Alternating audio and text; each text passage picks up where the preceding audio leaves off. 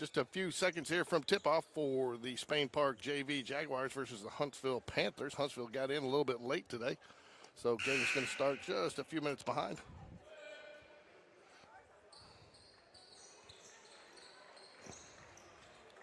Jags will be in the white uniforms today with your Huntsville Panthers in the blue with the red numbers.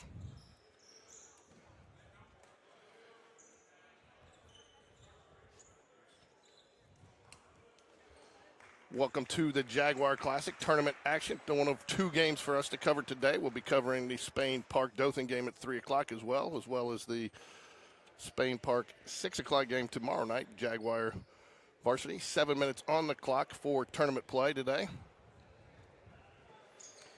Rosters just in time. Jaguars win the tip.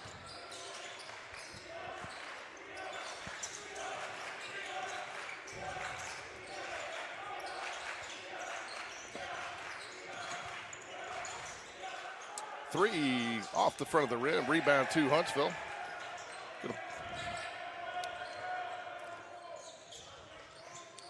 There's Graham Gossett with the ball. His older brother plays on the varsity.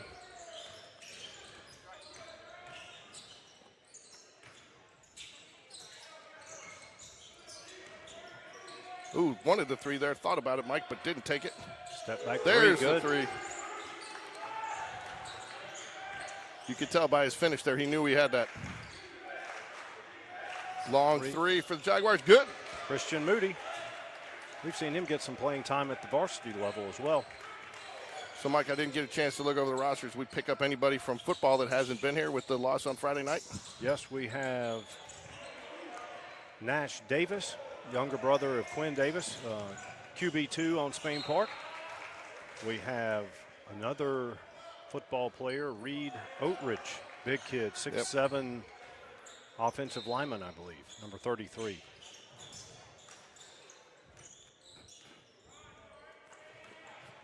Jaguars electing to go with a little full court press here. Where's my volume? Your volume, same place it always is. You're number one. Right there. Can you hear it? Yep. What about my outgoing volume? It's good. I've got it. I'm watching it here. Okay. That's number 24, David Harrison, going to the line. 5:26 left here in the first quarter. 3-3 all tied up. 2 3-point shots. David Harrison's older brother played at Huntsville, and he now plays for Samford. Oh, there you go. Bucky Ball. You surprised Bucky's still there, Mike? Think he has another good year? Somebody will come after him? Oh, yeah. There's no doubt.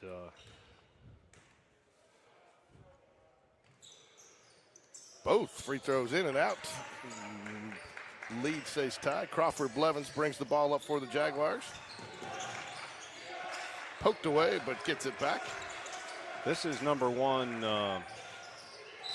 Bastion Carroll. That's not Blevins. Oh, looks like him. It does. I apologize to Bastion Carroll there. That's what you have when you don't have a roster in front of you. Just going off the memory. Miss Rachel printed these out for us. Ooh, I thought he was shooting there, but they said he was on the floor, so Jags will inbound from under the basket.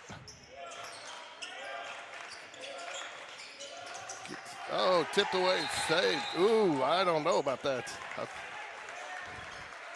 Nice save by Huntsville there. I thought he got it off the Jaguar player, but we'll take it, Mike. Yeah, that was a good effort there.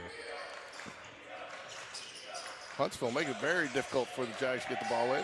Ooh, kind of had nowhere to go. Cut off the baseline and the passing lane there.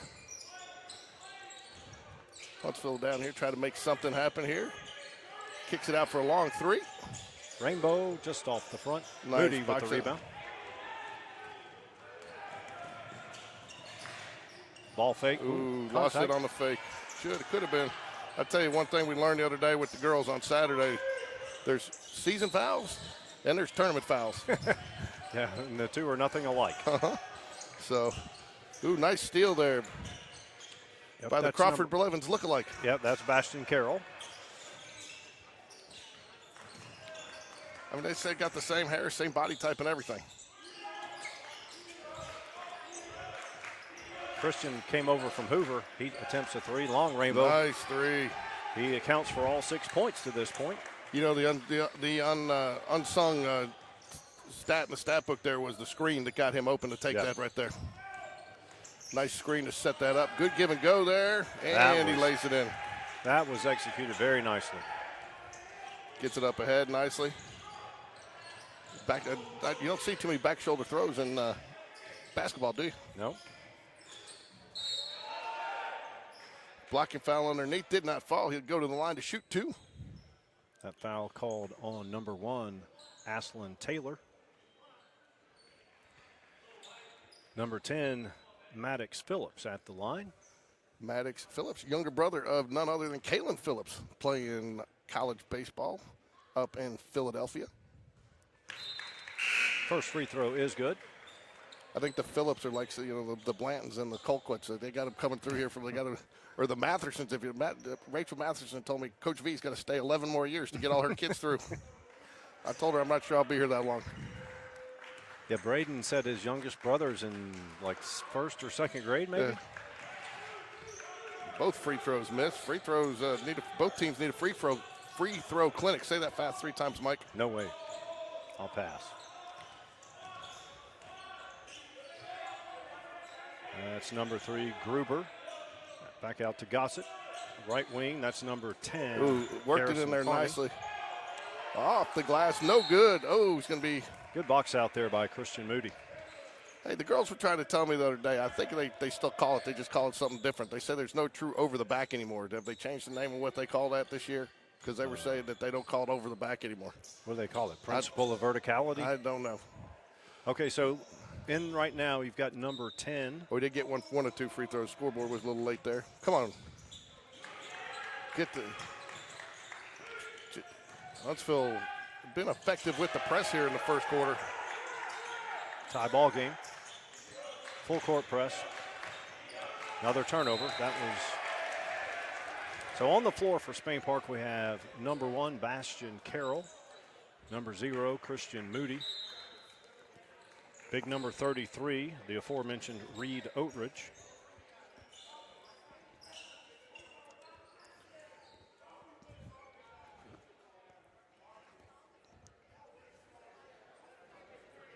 Just to continue down the roster, number 2 is Harry Taylor. Number 3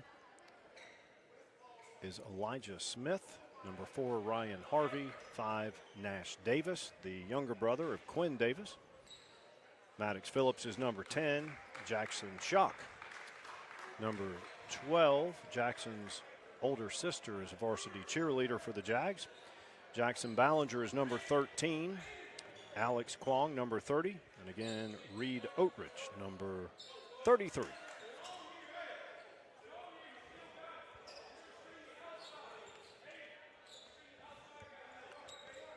7-7 ball game, 3:07 here left to play. I do like this. I like these tournaments, even though they go to 7 minutes. I like the stoppage. You know, I'm not a big fan of those tournaments where it's 20-minute continuous clock, shoot, you know, 1 shot for 2. Well, and the other thing is like you have Huntsville, they drive 2 hours down here. Mm-hmm. You don't want to drive down here for a 20-minute game. No. Three-pointer on the way. Short. Big Reed Oatridge gets the ball, gets the rebound, hands it to Christian Moody. Drive baseline, spin, turn. Turn around, left-hander, off the front iron. I tell you, it's impressed me, the size. It just feels like these teams, the younger they get, the bigger they're getting them, Mike. Have you noticed that? I noticed the game prior to this involved Hoover's JV, and they actually really looked like a varsity team. Nice drive there. That's number 3 for Huntsville, Luke Gruber. Christian drives. Calls the blocking foul. He'll go in and shoot 2, it looks like. I know we don't tie it up here from the line. I know we don't have the arc in the underneath the basket, but there's still, you have that rule of if you're too far underneath. I know. And that might have been the case there. Well, you know, Jordan fouled out on 2 fouls back-to-back like that against, I can't remember who it was, but same thing happened. She was staying and she had position underneath the rim. too far under, and they they don't call it as much as they should. It's a safety issue. In for Huntsville, number 5, Livingston, and number 32, Jermaine Sapp. Lady Jags, fresh off a 40-20 win over John Carroll, your alma mater, on Saturday. They're not I was only there 3 years. I was going to tell you, too. Tell me, do you think you win a game by 20 points when you go 4 from 45 from the three-point arc? Normally, no. But I'll tell you, the Lady Jags defense has been phenomenal this year, and that's really what's doing it for them. They're getting turnovers and points off turnovers. And then Coach Hatter made a nice decision. You would have been proud of his Dean Smith. He went 4 to score and got him to go to a man. And after that, it opened up things for us to be able to drive to the basket. But he did a nice coaching move. Yeah, that's the whole point. Nice drive. Goes with the right hand instead of the left. Does not go. That's number 12 for the Jaguars. Jackson Schock with the rebound. Takes it to the hoop. Will get fouled and go to the line to shoot 2. That's going to be the 5th team foul, is it not? Unless the scoreboard jumped it, but I believe that's going to be the 5th team foul, which means they should be shooting the rest of the way. It is the 5th team foul, so 2 shots for the remainder of 153 in the first quarter here for the Jags. Number 4, Ryan Harvey in for Spain Park. At the line is not Crawford Blevins or any Blevins. It is number 1, Bastian Carroll. He hits both free throws. Tell you what, he's used all of the rim on his 4 free throws. No room for pictures, right? Yep. That's what I usually say about my golf scorecard.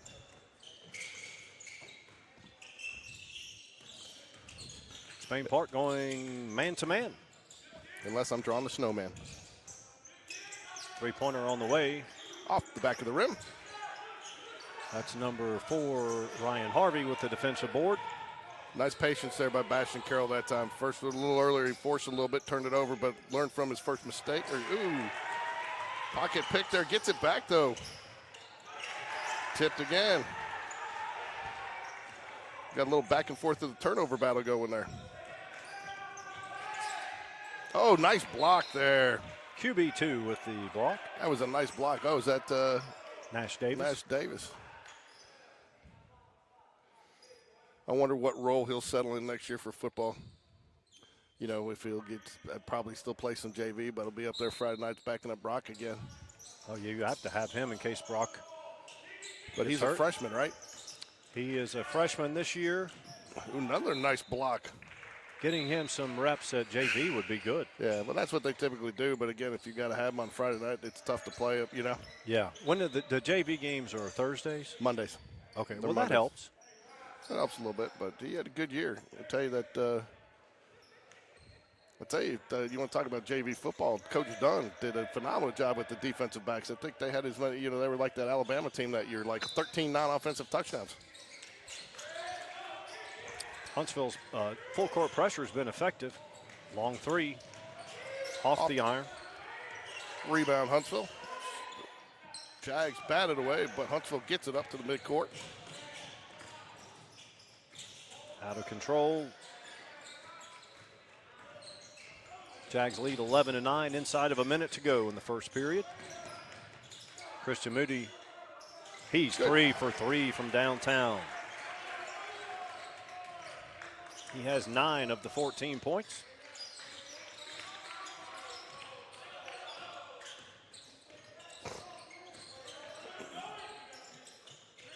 Good ball movement by Huntsville. Good. And it results in a rainbow 3. 14-12. Got to get the blocking foul. That'll send him to the line to shoot 2.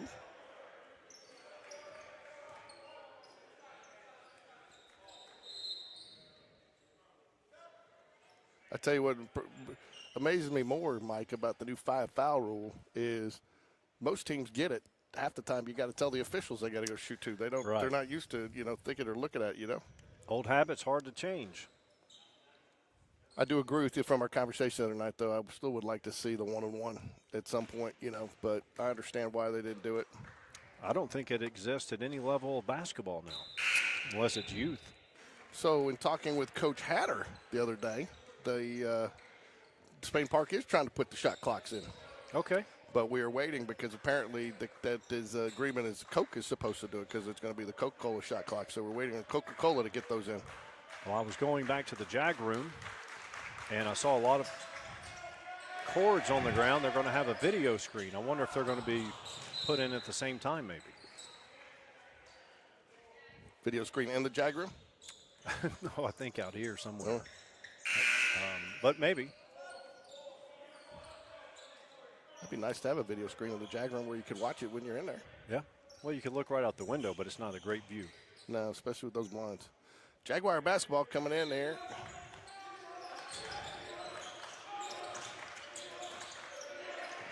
Long three. Had no choice but to take it there. The clock was winding down. 75% from three-point land on the first period for Christian Moody. So at the end of one here, 14-12, Jaguars lead. Fouls will reset back to 0 for both teams here as we head into the second quarter.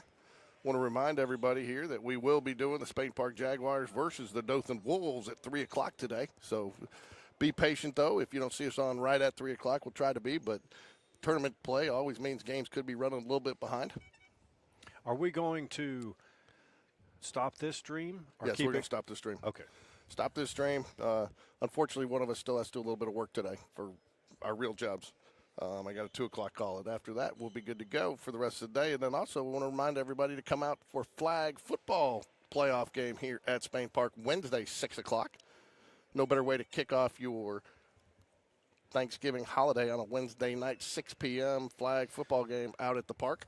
We will be here. We will be at the field. Hopefully, we broadcast it.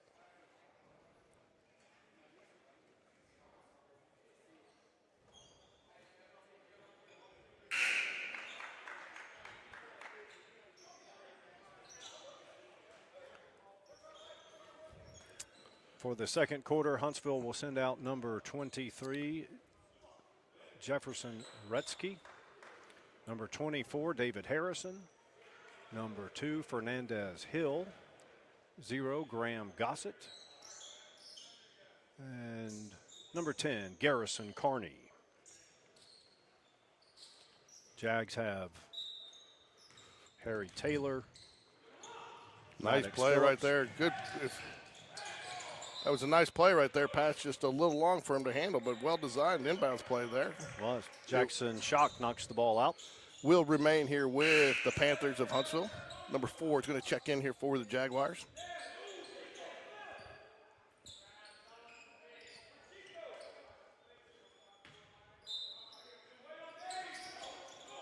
Good switch on the screen there. Step back three again. Long. I'm not sure that's the best shot after. So you kind of get boxed into that corner there. You're almost in no man's land. Jags bring it up with some pressure, gets it into the corner.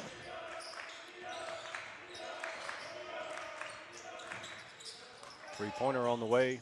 Good. Yes, that's number 4, Ryan Harvey. Tray ball. Jags lead by 5. Ooh, I thought he almost traveled there, but he got it off just in time. Oh, good block there. Good rebound. Jags going to try to get it up with some speed. Gets it knocked away. Huntsville comes back, tries to take advantage of the numbers, but turns it over. Good call by the ref, went off his knee. Huntsville still elected to go with some full court pressures, had some success. Jags with a 5-point lead, though, here, 17-12 in the second quarter.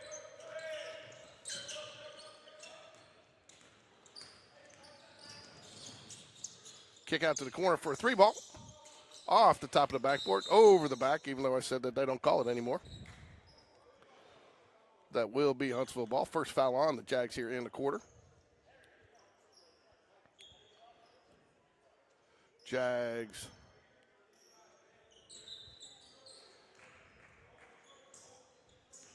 calling off the pressure. Going to let Huntsville bring it up and get into a half-court defensive set. Nice spin move, top of the key, off the backboard. Rebound Jaguars. Got a man behind him, gets it up, passes it wisely. Layup, no good. Back to the Panthers in transition. Going to try to pound it inside there. Nice layup. Way to use his body there. Yeah, nice drop step. Cuts the lead to 3. Close to a carry. Got a break there, but the last place you want to slow up your dribble is right there in the corner. Yeah, give him that third and fourth defender with the half-court line and the sideline there. Against this Huntsville team, you don't want to pick up your dribble and anywhere where you don't have outlets. Their pressure is pretty solid. Going to pick up a foul there.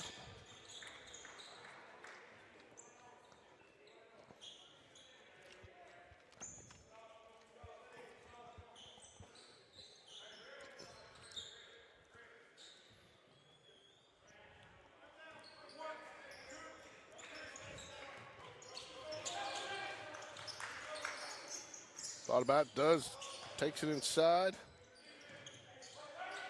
Good quick ball movement. Off the back of the iron, long rebound to the Jaguars. Long three, off the back of the glass and the rim there. Huntsville bring it up.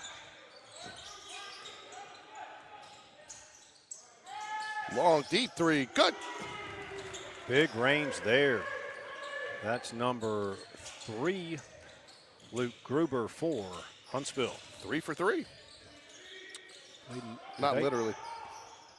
Right. Nice little ball fake. Oh, just a little miscommunication. Like the idea there.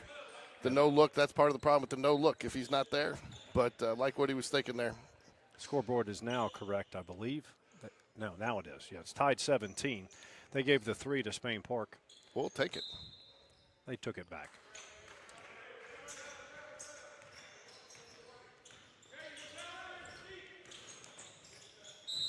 Foul on the Jaguars. Looked like, again, a little miscommunication there on defense on the switch there. Yep, they'll get Ryan Harvey with the foul.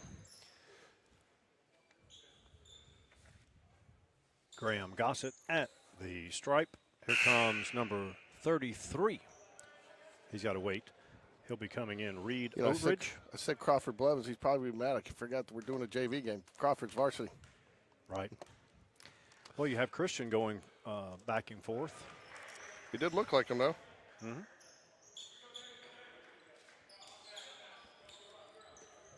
Also in for the Jags, number 30, Alex Kwong. We got number 3 coming in now for the Jaguars, which is going to be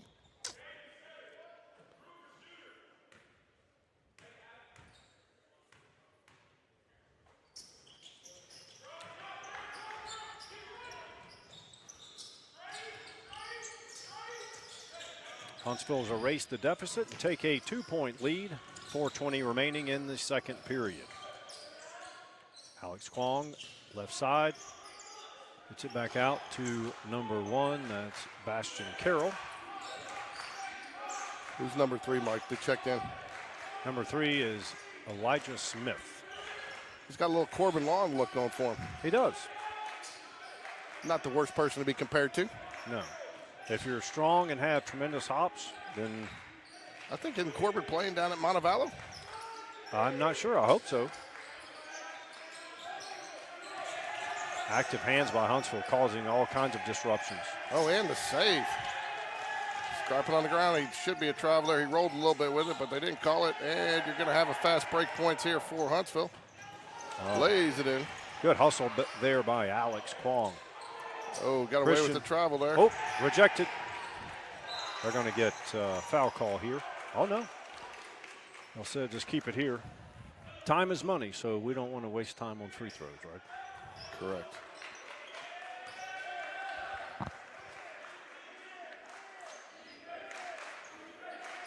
Passing in here underneath.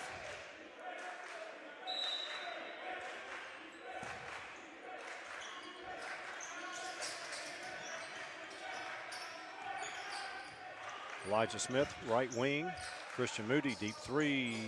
Off the backboard, no good. Nice Alex rebound. Kwong, offensive board. Passes it off while going down there.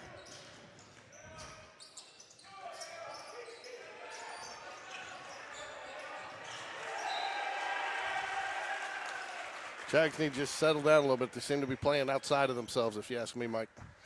I know you didn't. That Huntsville pressure, they're speeding up Spain Park a little bit out of their comfort zone on both the full court and half court. Nice left-handed move, does not go. Big read, Oatrich with the defensive board. Credit to the officials. A lot of times they blow that as a jump ball pretty quickly there. Let them fight for it and keep play going. Who thought about it, wanted it. Nice. Yep, that ties Wanted to call up. it, but if I called it and he missed it, you would have blamed it on me. That's what Ricky does. The broadcaster jinx. Yeah. So, Mike, we're adding a new sport in January to the Game Day Sports Radio repertoire. Nice, draws the charge. What sport will that be? Ice Billiards? hockey. Ice hockey. What? Yes. Who has an ice hockey team? A couple of people up in Chicago that I've agreed to call. I've been asked to call a couple of youth hockey games up in Chicago when I go up there for our corporate offices up there. And so our CFO, his kids play hockey, and I got a hockey guy that's going to call it with me though, because I understand the whole blue line, red line icing, but I think the youth rules are a little different. Well, you grew up in Dallas and Chicago, so they both have hockey teams.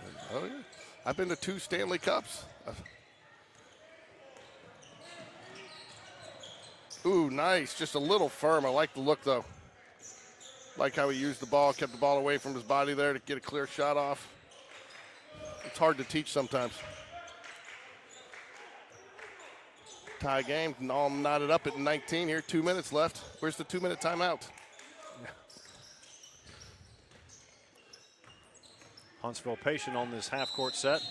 They're going to get number 3 with a foul for Spain Park. Number 3 again is Elijah Smith. Speaking of 2-minute timeout, have you ever seen a game as crazy as the Dallas Cowboys-Washington Redskins game last night? Well, it was 10-9 in the fourth quarter, and the final was 34-26.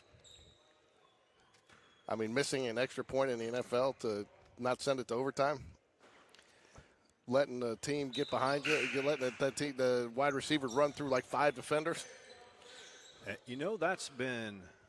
rule change for the extra point has been very impactful. Playoff games. This is both free throws chance to take the lead, but nobody wants it here. Oh, going to get him with the travel. Yep. I thought he would.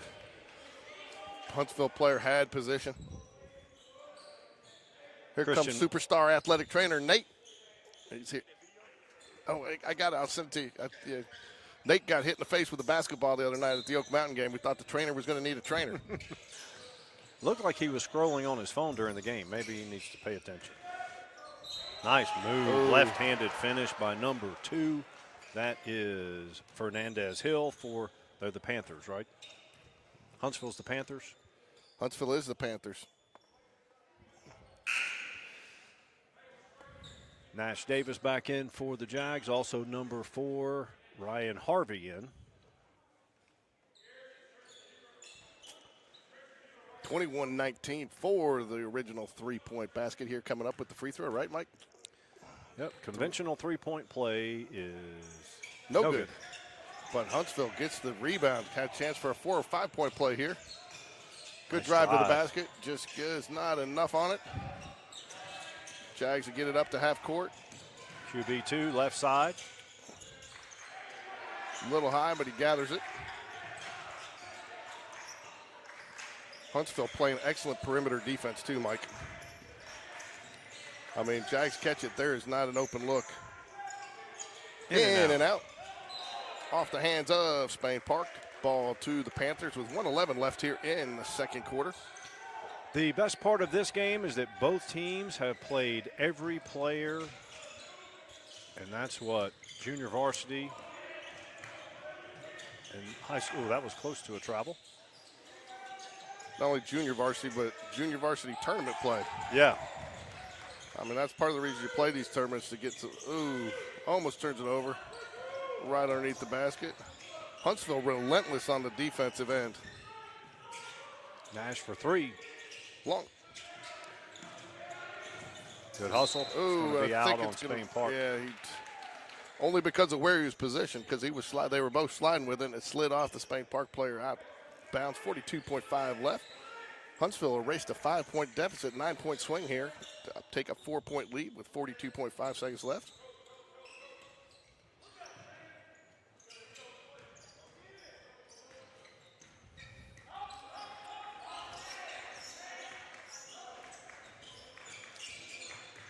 As you can, Huntsville running the same offense that varsity does, just different players. Nash saves it in. Ooh. Running one-hander, no good. Too high off the glass. 16 seconds, will probably play for the last shot here. Inside of 10. Why Number not 24 take it early finishes. when you get it like that, right? Yep, Got David a chance. Harrison. The Jags have a chance for a long three. Oh! It burns the net, but it didn't get high enough. Anyways, all right, folks. Well, we were going to take a quick break here. Well, halftime, I believe it's probably a 7 or 8 minute halftime, just like the quarters is what they usually do. But we'll be right back for third quarter action. Don't forget, too, coming up next at 3 o'clock today, varsity boys action. Spain Park Jaguars versus the Dothan Wolves. Yeah, we got 10 minutes. We'll be back 10 minutes, but take the break with us, and we look forward to seeing you in the second half.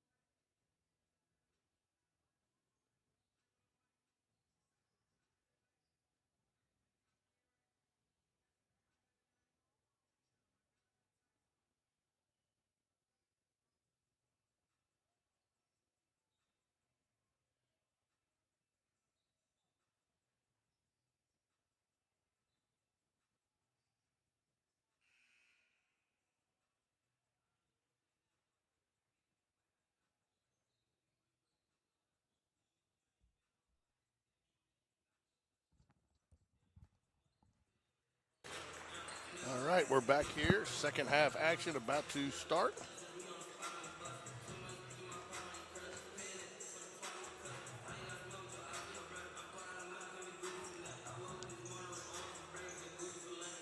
Jags trail by 6 here. Start the second quarter.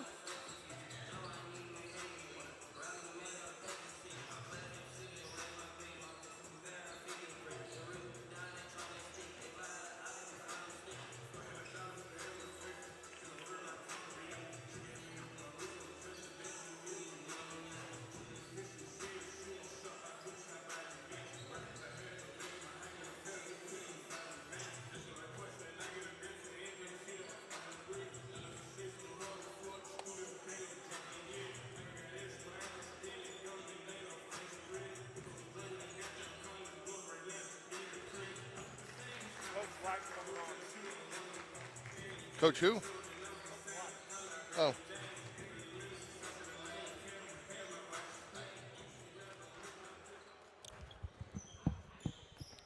That's number one.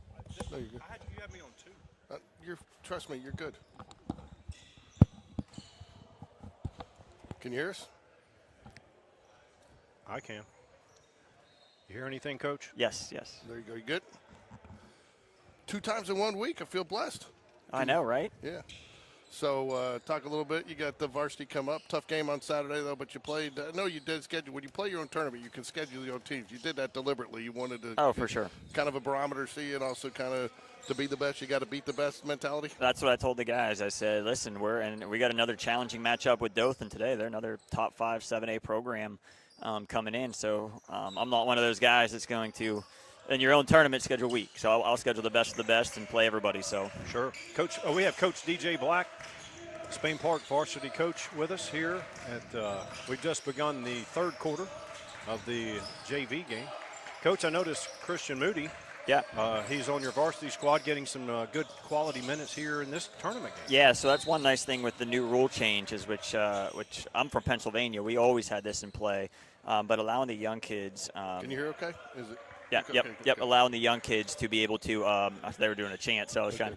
Allowing the young kids to be able to not just get experience on the varsity level, but some of them, make it 2-3 minutes or play some roles in the varsity game, but actually be able to play a full JV game to get that experience in. It's great for the kids' development. So now, can he play varsity later today as well, or no? He could, but you do have the rule of 30 games total. So where some of these guys were on a little bit of a numbers count. So early on, before we get some of the football guys back, we're able to dress some of them, get them experience. And I told the guys, listen, it doesn't mean you're down for good. This is it's nobody's jersey set in stone. So guys got to compete, guys got to work, even the varsity guys to keep those spots.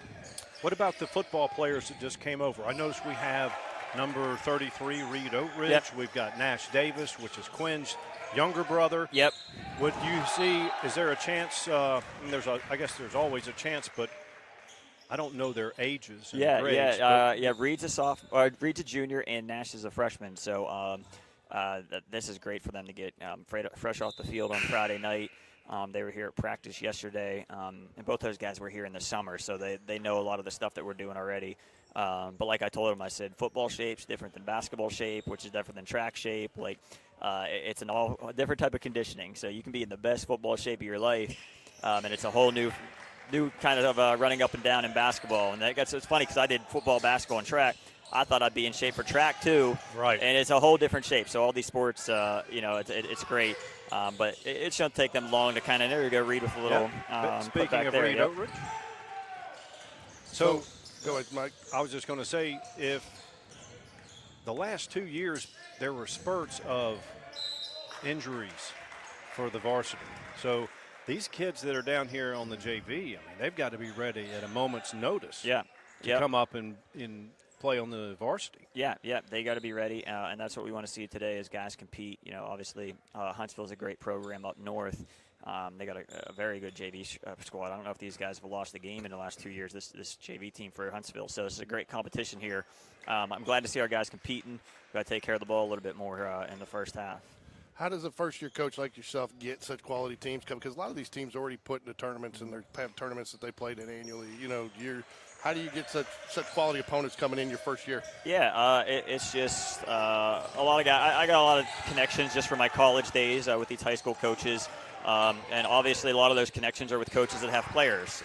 So usually those are some pretty good programs, pretty good teams. So when we have something, they reach out, I reach out, and we're able to fill it up. And next year, I think we're really going to fill this gym up with some high quality, not that we don't have them this year, but some more depth in the varsity, and then a lot of JV freshman teams as well, and get some college coaches here. I think we're going to get a sponsor here by a recruiting service possibly next year to help us out. But we're going to try to make this thing bigger and better every single year, and fill the place with college coaches as well. There's a rumor, too, you may try to do it with the girls as well. Yep. I talked to Coach Hatter, trying to add some girls teams to this next year. I think it'll be good. It's just a great event. We've had great attendance on Saturday for a Monday morning. This has been great. I think the first game yesterday morning, there's a packed house in our practice gym in an overtime game, and just a cool environment. So I think we can really develop this thing and continue to grow it. It's already been great, but it can get better. So talking to Coach Hatter a little bit, we're running a little same problem with the girls. At 4 for 45 from 3 the other day. But you've got a bunch of guys that are loving to shoot now. Coming from a little bit more of a defensive philosophy. He said though that you're trying to bring them back a little bit because now then not only do you want them to shoot, you want them to shoot. Are you working with them to find some better? Is that the next step? Find quality shots. Finding the quality shots, but at the end of the day, we still got to make them. Saturday I think we were 4 of 29 from 3, and you just can't do that versus a good team. Oh, tough one there. But Mike's shaking his head. He doesn't agree with the call. Right. Mike don't agree with many of them. Yeah.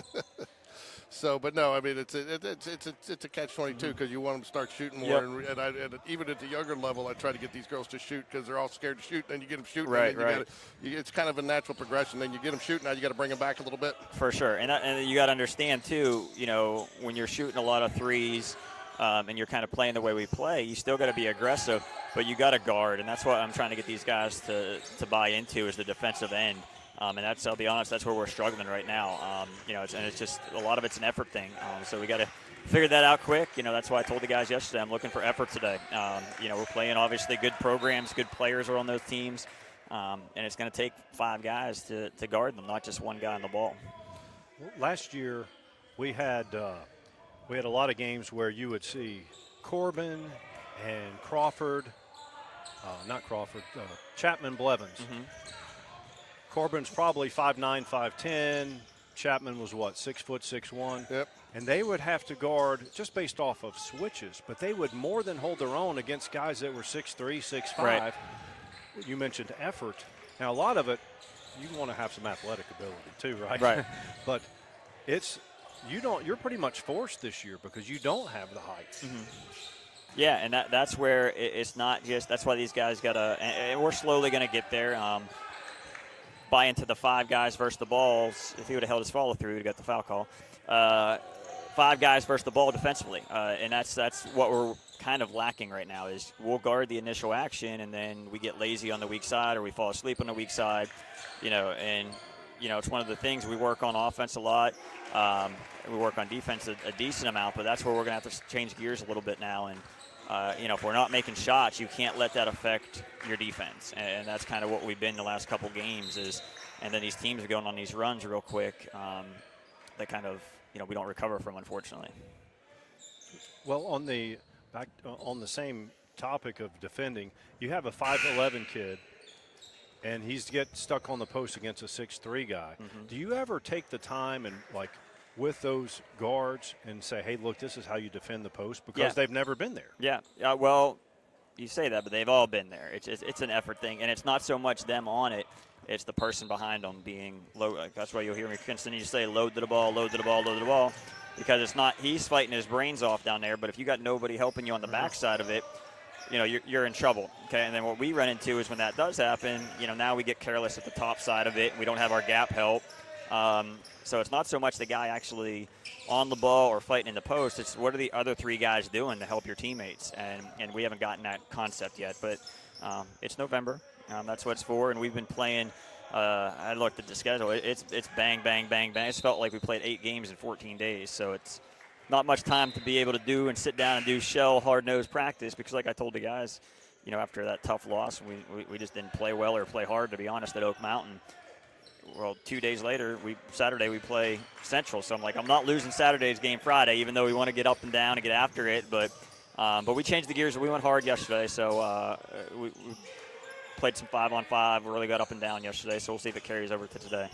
Yeah, it's going to sound like I'm setting you up here again, but I'm not, because it happens in no matter what sport. Baseball, it's spring break. Football, it's summer, Yeah. Holiday, basketball, it's Thanksgiving, Christmas, holidays. You get parents, it impacts, travel plans, stuff like that. Yeah. But these tournaments are so important for kids who may not, because you do make a concerted effort to get kids in that maybe don't play a lot. And this is their opportunity to earn playing time when they get into the regular season. For sure. Yep. Every time you can suit up and every time you can play, that's why we try to get these young kids in these tournaments as well. We're in the Metro tournament, and all 3 teams are going to it, so it's great experience for them. And like I said, versus good competition. We were able to. Coach Schweers was great enough to send his JV and freshman team down here to help us out, to help them out because they're looking for games. But they're getting some good competition as well. So this is great to have them in here to play our young guys. This JV game, the prior game had Hoover in it. The Hoover JV and the Huntsville JV, they look like they could walk into a gym. And they look like a varsity team. Yep. You got a lot of future potential Division I players playing in these young JV ranks, which makes it fun. And that's kind of the expectation here at Spain Park too.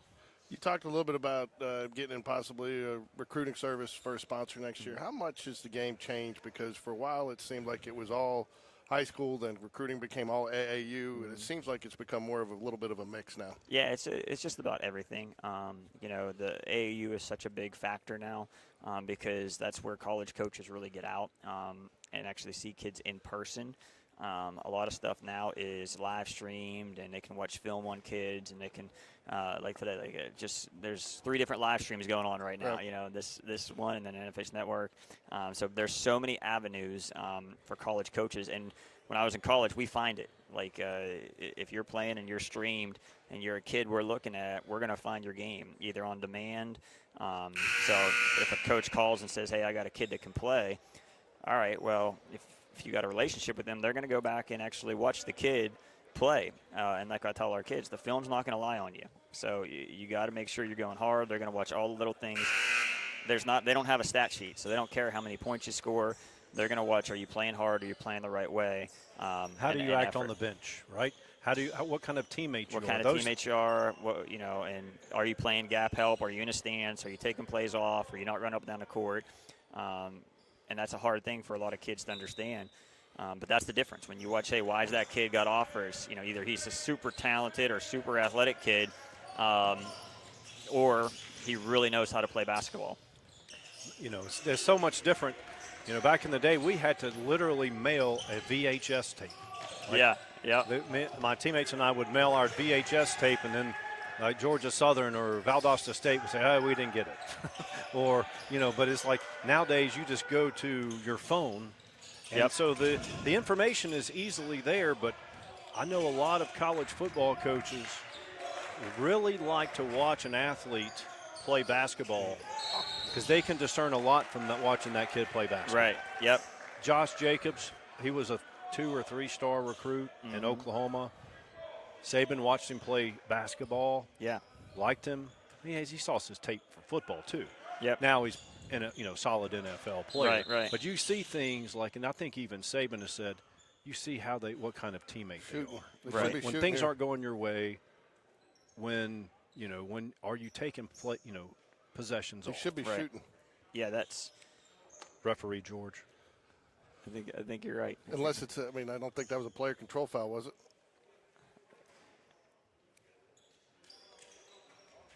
They'll get it figured out. Got these 2-man crews on the young kids' games.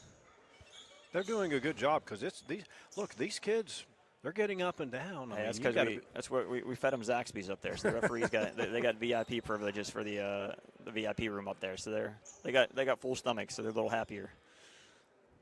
What do we got going here? I don't even think the officials know. Should be a bonus shots here. Yeah. I like this new rule change too, with the 5 fouls that they changed last year and get 2 shots instead of 1-on-1s. It's been good.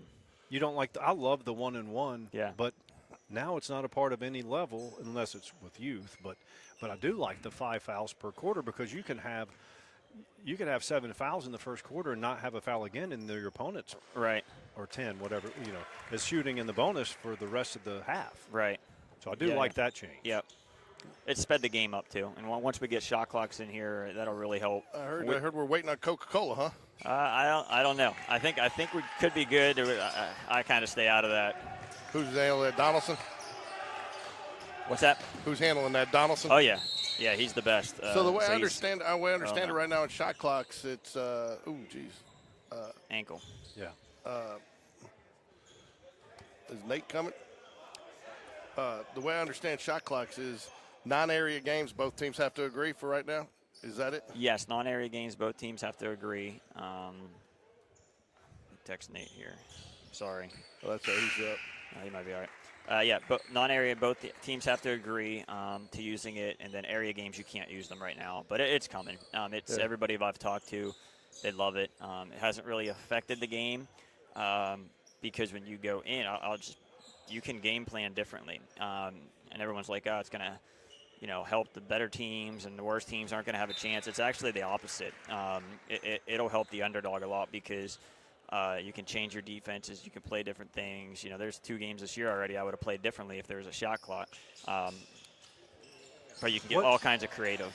What are they going to have it at? 30, 35, 40, 35 seconds. 35 seconds. So, the flip side is, if you're a good defensive team, and you're going against a very good offensive team, they're going to run clock. They're going to run their offense. Well, if you're a good defensive team, you're playing very hard and you're moving. So when that offensive team runs offense for 35, 40 seconds, especially if they're running some kind of a back cut or a continuity offense, and they're good teams, they're not turning the ball over, but you're guarding, eventually you're going to crack or you're going to get worn down. Right. So that's where these good defensive teams, with no shot clock, you get worn down a little bit, and then it affects your offense, and it kind of just mucks up the game a little bit. But no one wants to see 1983 Mississippi State basketball anymore.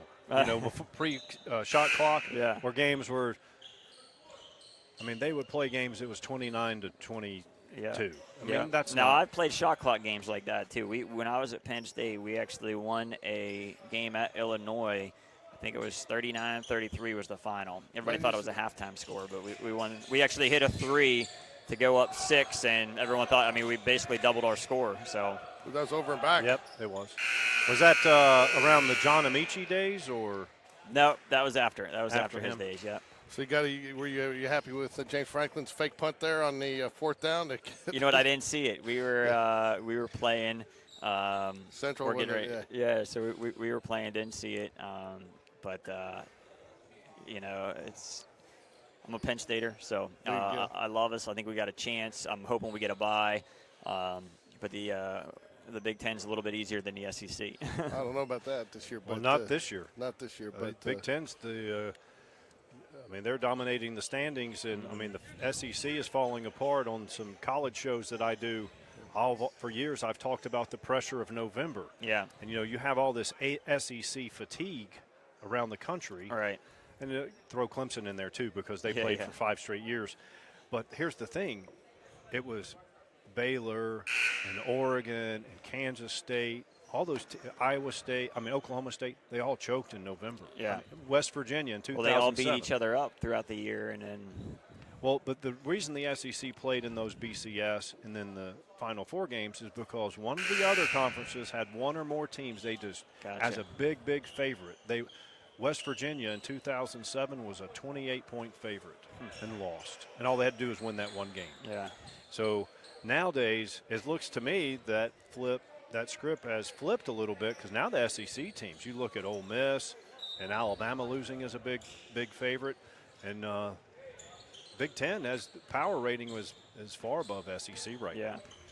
So that's what I like about this new playoff. It's kind of like the NCAA tournament. It'll kind of, the best teams are going to get in, hopefully. Obviously there'll be some arguments about 12, 13, 14, but at the end of the day, 1 through 10 is probably going to get in that's supposed to get in. Right. And, that's where it'll all kind of balance out, hopefully. So, I just remember when I was in at Penn State, the Big Ten schedule. That's why the Big Ten, everyone is like, hey, there hasn't been really much of an NCAA champion from the Big Ten in basketball.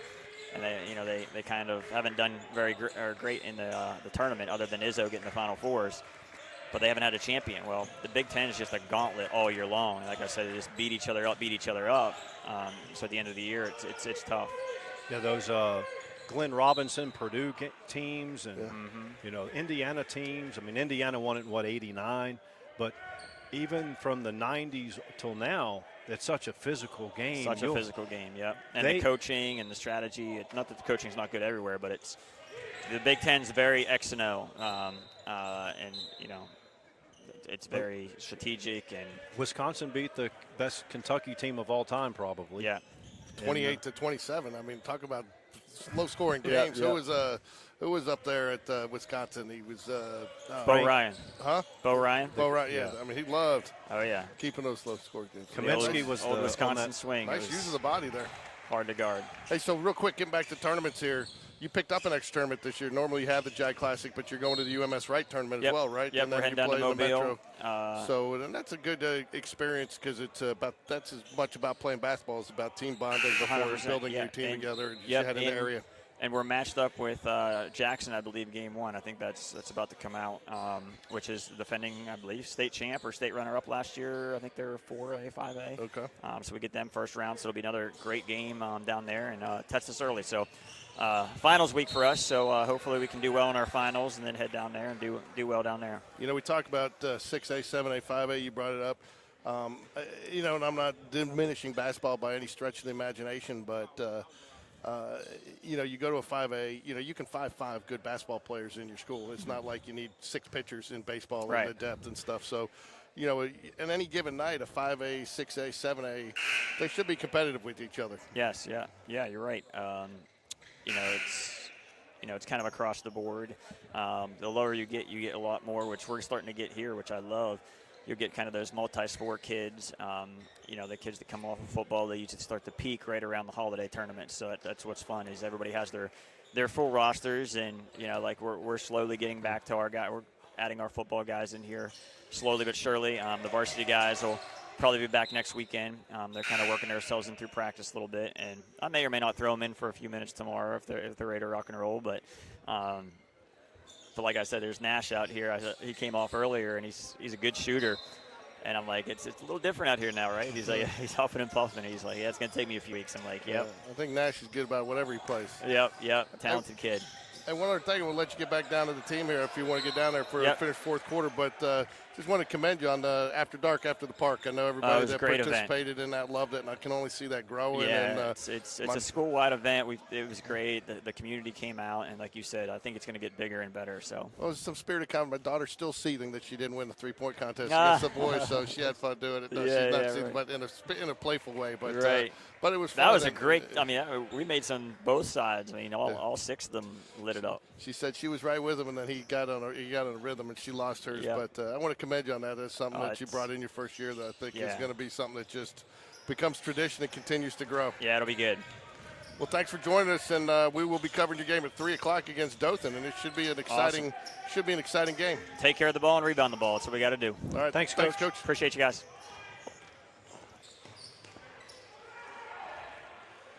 11-point lead for Huntsville. Always good when you get the coach's perspective on there because, that's why we're on the air. We're not down on the bench. Yeah, it's and it's nice of him to always accommodate us and come on and talk about things because even if it seems trivial, we find out a lot of things about the program from just having those conversations. Like everything about you is trivial. Pursuit. I still never could figure out why they had little pie pieces in that game. Had what? Little wedge, little pie pieces of Trivial Pursuit. You had to go around and get all the questions. Come on, Mike, work with me here. I'm about to eat popcorn. Oh, in and out. Nice little shot there. Oh, that's got to be a travel or out of bounds or something. But good effort to try to save it. Jags down by 11 here. 5 minutes, just under 5 minutes left. 3 fouls. Jags have the fouls been there's been a little disparity in fouls this half, Mike. Yep. which is as odd as tough as Huntsville's playing on defense. You usually see it the other way around, as aggressive as they've been. Yeah, they've sped Spain Park up, and but here's the thing: they've also gauged how the referees are calling the game, and they're not calling it super tight, which I'm fine with, especially at this level. You don't want it to be gauntlet, right? That's The old tried to shoot it before he had it. Off the hands, turnover to the Panthers. 11-point lead here, 4:52 left. Lots of exciting basketball still left. We got one more game in our future, which will be at 3 o'clock here. The Wolves versus the Jaguars. Hey, you know what's tomorrow? It's Tuesday. Yeah. Do you know what happens tomorrow? No. The return of Game Day Sports Radio Trivia. Oh, wow. We're going to give away a couple of things. Actually, we're going to give away some jackets like we, the broadcast crew, wear, and got a signed. I don't know if we'll give this away tomorrow, but we're going to give two things away. One of them is a signed jersey from a Major League Baseball player. His name escapes me. Pizza Poles donated that to us. Oh, cool. And, we got a Pizza lot Poles, of which was John Pizzatola, right? That's You right. did an interview with him. If you want to go back, check it out on Game Day Sports Radio under, what did you title that one? Where Are They Now? Spain Park, Where Are They Now? We've got some Spain Park, Where Are They Nows coming up here in December. Cam McFarland's agreed to join us. We're going to try to get Kelby Roberson on, who's actually they're running for, he's at Indiana Wesleyan, and they got a good chance to make a run for a national championship there in their classification. Yeah, those Where Are They Nows are always popular, and rightfully so.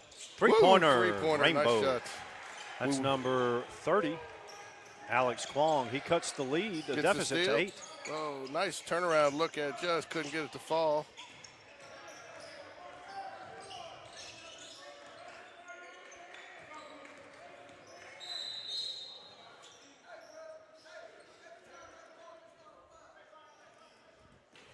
Few fans feel like they need to be referees here tonight, Mike.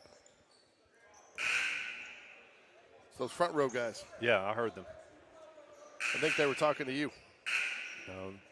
Talking to the officials.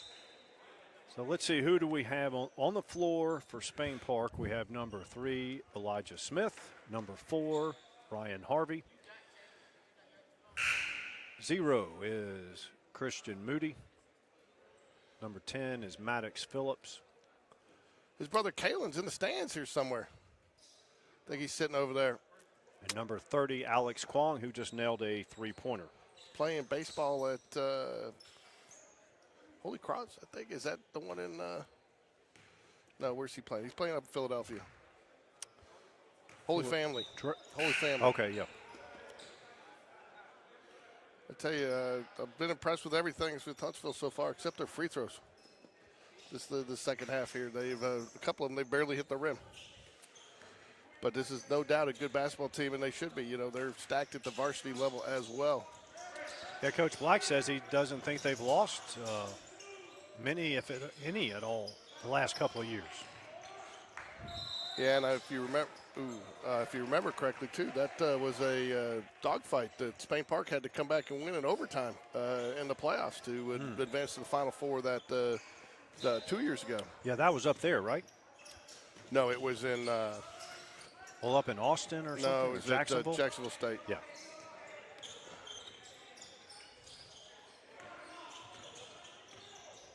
That was the A little bit long. Sam Wright, Yep. Zach Lee team, Zach Gray Gray. team. 3:36 left. Jags down by Nakota to 9. Attaboy, And Alex. the lay-in. The poke away and the lay-in. Jags getting a little, cutting the lead to 6 now, yeah. Yep. So picked up the pace here a little bit. Ooh. That's going to send Graham Gossett. To the line for 2 shots. He's had a solid game. Started the game off with a three-pointer for the Panthers, and it's been solid. Running the offense, both full court and half court. Free throw is good.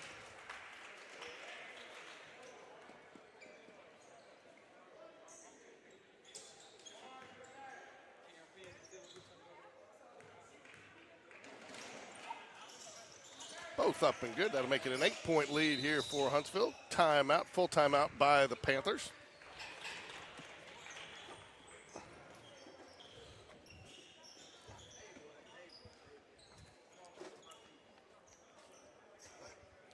So, Mike, what have you liked today that you've seen out of the Jaguars? First and foremost, I love that Coach Ward played everyone on his roster meaningful minutes. Yes. I don't want 4 seconds left at the free throw line of the first quarter. Mm-hmm. That's when I got in. And and then he's also played different combinations to where players have to learn. Hey, I don't have this comfortable group. And then I've seen the same thing with Huntsville. Again, Huntsville and Hoover, a lot of their JV, the optics for those teams, they look like varsity teams.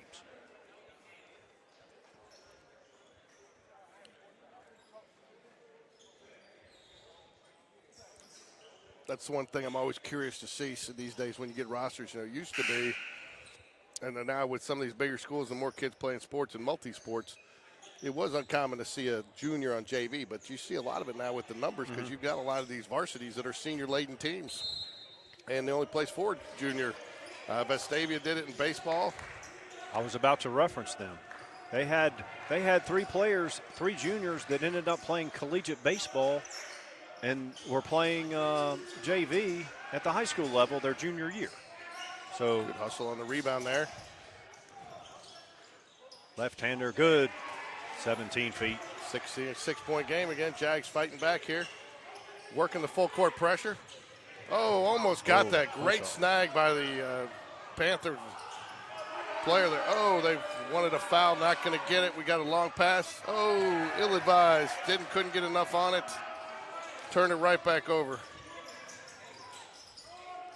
If I'm Huntsville here, Mike, I don't know if I go Dean Smith, like you say, but I probably slow it down a little bit. The only way Jags probably get back in is up tempo.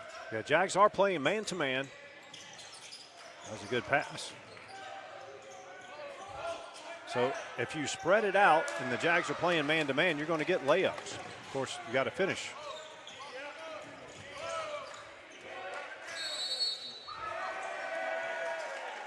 What was the call here? I think he had an illegal screen. Okay. It was away from the ball.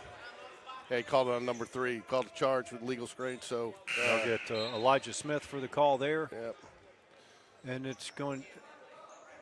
Well, that's our 5th team foul. That's player control. Well, but he didn't have the ball. Huh? Yeah, I still think it's player control, even though it's so you don't go to the line on any offensive foul then?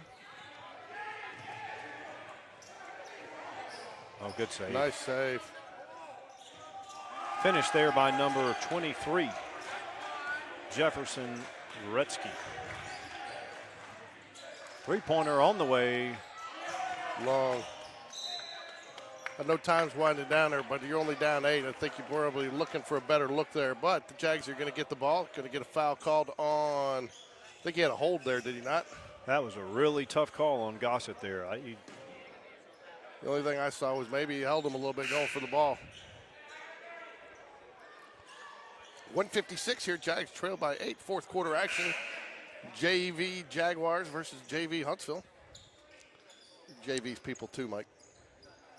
They are. Nash Davis, QB2, inbounds.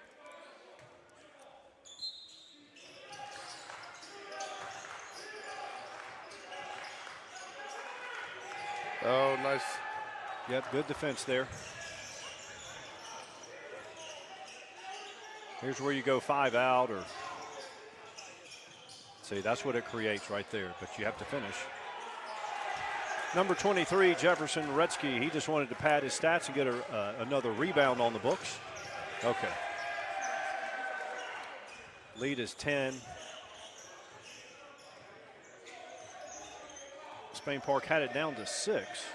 Yeah, too many turnovers today for the Jaguars, Mike. And, again, a lot of turnovers in transition. I think there's a couple times, and again, that's youth and inexperience to some extent, that there are a couple times where they probably should have slowed it up a little bit and worked more from the half-court set. But again, I think it's you're going from one extreme to the other. You know, under the Coach Latch system, it was a lot more defense, create your offense off your defense and keep them from scoring. You know, like we talked about, nothing wrong with that philosophy, but Coach Black likes a little bit more up-tempo and, you know, a lot more shots to fly. I think if Coach Latch was coaching this roster, he would be in line with this same philosophy. He would. They knew before he went off to Orange Beach that they would be that they would have to make a change because of the size of this team. And I tell you, I talked to Coach Mike Chase today. They're playing down at the Northridge tournament, so may try to go down depending on what time they play on Wednesday and go see his Lady Makos play. How are they? What kind of start did they have this year? I think they're in for a little bit of a rough season from what I saw this summer, unless they were missing some girls. They're very young. They had a lot of seniors. I think he had 7 seniors graduate last year. Okay. Alex Kwong, another Rainbow 3, gets it inside of 10, but inside of a minute. So nice drive. Good defense there by number 1, Bastion Carroll, but he does get called for the foul. That will send Folks, number 2 to the line. Not only is there 54 seconds left in this game, but there's 54 seconds for you to get out and like and subscribe to Game Day Sports Radio. All your subscriptions do actually go help Spain Park Athletics in some way, shape, or form. So I want to encourage you, if you haven't clicked that subscribe button, please do so. Make sure you turn on notifications. That way you'll get notification whenever we are doing something Spain Park related. Which will be today, tomorrow, and Wednesday. So we're going to have Spain Park coverage 3 days in a row. And Friday when we re-release the delay on the Jaguar flag football playoff game. That's a semifinal, right? Semifinal, yep. Yep, Coach Starr, what an outstanding job. Yeah, you know, she really got to give her credit, too. She took that program, and I wouldn't say nobody wanted to do it here at Spain Park. I just think anytime you start a sport from scratch, but she started it the first year that they had it, and it was really invested. You had to get out and recruit girls to play. And when I say recruit girls from your own school. Right. You know, not accusing anybody of doing anything illegal. They're going to another school. But you got to get out and recruit and convince girls to play. And she worked well. And a lot of the credit to the coaches up here. A lot of the coaches worked. In fact, in basketball, we've got 2 girls playing flag footballs, missed a couple of games. Game here, too, so they could participate in the playoffs. But, again, credit to the coaches for allowing these kids to play multiple sports. Yeah, didn't Z go to college this year to play flag football? She did. Nice little – you should have saved that one for trivia, Mike. Well, I might sneak that one up or something else. I did when we interviewed Eli Smallwood the other day. Gave him credit for being a participant from afar on our Spain Park trivia on football nights. He was one of the ones texting in. Yeah, well, the biggest participation we have from the chat is when we do trivia. Yep. You know. So you got to remind me to when we do the trivia that I've got to turn on the chat box. I don't always have it on because it's a little distracting when you're doing the show. So, well, we'll use it on one of the other devices so it doesn't distract you. So, but there's a little box you can put up here that it's easy, but it just makes it a little bit smaller when we're not doing trivia. But our last Jag connection at Jefferson's will be Sunday night. We'll get an opportunity to talk to Coach V about their 12-1 season. Obviously, nobody wanted that one. Yeah, but it was a historic run, and the win streak ended up at 17. Is that correct? I believe that's correct. And remember, the last 5 of those were all against 7A teams. Yep. And then 2, 3, or 4 of those were 7A this year. 2 this year, 7. Well, what is Sparkman? Oh, you're right. I forgot about that. So I was just thinking James Clements and Hoover. Hoover got knocked out as well by Central Phoenix City. So you got a Central Phoenix City-Thompson matchup again. I think people are getting bored with that. We need to change it up. Yeah, the fatigue there is like when Alabama and Clemson played for the national title in football 4 years in a row. Everyone was critical. It's like, hey, everyone else needs to get better. And I think you saw why Saraland is undefeated at home for the last 3 years. I mean, those 3 senior wide receivers, senior running back, senior quarterback, KJ Lacey. I'm not going to sit there and say they're going to fall off because I'm sure they got some, but I don't know that you're going to have a class like that coming back around in any program. You know, I could not get the Spain Park broadcast I'll to work. fill you in on that. Fill you in on that. There were some technical difficulties, and I had to listen to the Saraland one. yeah, I did. And I was not impressed with their announcers at all. Well, it was annoying, but Yeah, I felt like they were a little too. Did he make that? well, you know, Did he make that? no. Okay. Well, that'll be your final 56-43. Jaguars drop. I wouldn't say a heartbreaker, but a hard one, hard-fought defensive game there by the Panthers of Huntsville in this Jag Classic tournament game. So we'll take a break here until 3 o'clock, give you an hour and a half to get you some lunch, and then we'll be back here at 3 o'clock for the Spain Park Jaguars versus the Dothan Wolves. That'll be your Spain Park Varsity Jaguars. It will be a separate stream, so make sure you click on that link to watch it. And again, we'll be back again tomorrow night to watch the – I'm not even going to try to say the three names of the school. It's the Jefferson Davis. I just call it the Jag. Yeah. Jag Montgomery, I've been telling everybody because everybody's like – in fact, when I looked at the schedule, I thought we'd put ourselves in there twice. But thanks for joining us today on Game Day Sports Radio, and we look forward to seeing everyone at 3 o'clock.